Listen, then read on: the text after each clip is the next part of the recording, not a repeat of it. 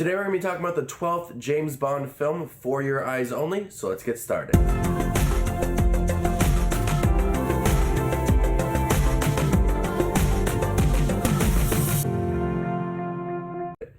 Hey everybody, my name is Justin. I love to watch movies. If you guys love to watch movies too, you guys are in the right spot. Today we're going to talk about the 12th James Bond film, For Your Eyes Only, which was directed by John Glenn and was released in 1981. This film screams the 80s.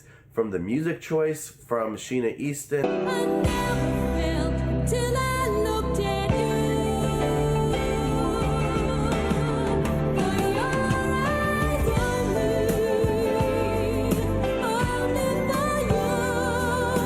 as well as the outfits, the cars, the themes, all of it just feels like the 80s. Bond attempts to locate a missile command center while becoming tangled in a web of deception spun by rival Greek businessmen, along with Melina Havelock, a woman seeking to avenge the murder of her parents. We're getting into some of the James Bond films that I really don't remember too much of growing up, and I really liked For Your Eyes Only. I wasn't too invested in the villain plot of the movie, but I did like the themes of revenge within this movie because it gave you a connection to the Bond girl in here, Melina. You felt emotional to her character. She's seeking to avenge the murder of her parents. So right there you have a connection to a character that's not just James Bond, which we really haven't seen too much of in James Bond films. So I really liked the character of Melina and her relationship with James Bond. They had really great chemistry. She had her own agenda. James Bond had his own agenda, and they kind of met together. And I thought that was really smart within the movie. And it added for a lot of intense moments throughout the film. Roger Moore was great once again within this film. I think that this is probably one of the better Roger Moore James Bond films. It has a much grittier, realistic tone for it.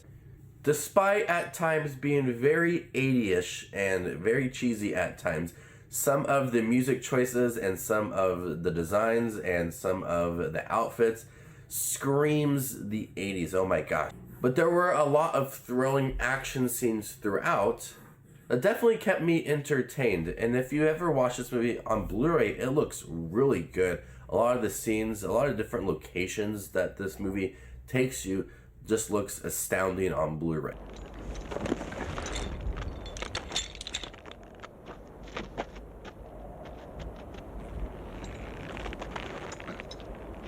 The villainous plot is a standard James Bond story. It's nothing new, but what holds this film together is that revenge plot and that chemistry with Melina and James Bond. A lot of the great action scenes throughout. And it's got a fun sense of adventure. It's notably different than Moonraker and Live and Let Die, The Man with the Golden Gun. It feels more tamed and realistic compared to some of those more outlandish, crazy films. And there are at times where it does have some humor thrown throughout the film and some funny moments, and the way that this film ends is a little bit ridiculous. Don't thank me, Mr. Bond. Your courage and resourcefulness are a credit to the nation. Dennis and I look forward to meeting you. Meanwhile, if there is anything I can do for you... Give us the kittens! Give us the kittens! Well, really, Mr. Bond. As well. But I feel like it's cooled down a little bit compared to some of the other films that we have got from Roger Moore. Overall, I really did enjoy For Your Eyes Only. I think it's a solid Roger Moore film. We still haven't got to Octopussy and A View to a Kill, but right now I think this is my favorite Roger Moore film. I'm going to go ahead and give For Your Eyes Only an A-. Thank you guys for checking my review for Your Eyes Only. Next week we'll be talking about Octopussy, the next James Bond film. Make sure to hit the subscribe button down below and click the notification for more up and coming videos. My name is Just Watch Movies, and you guys stay classy, YouTube.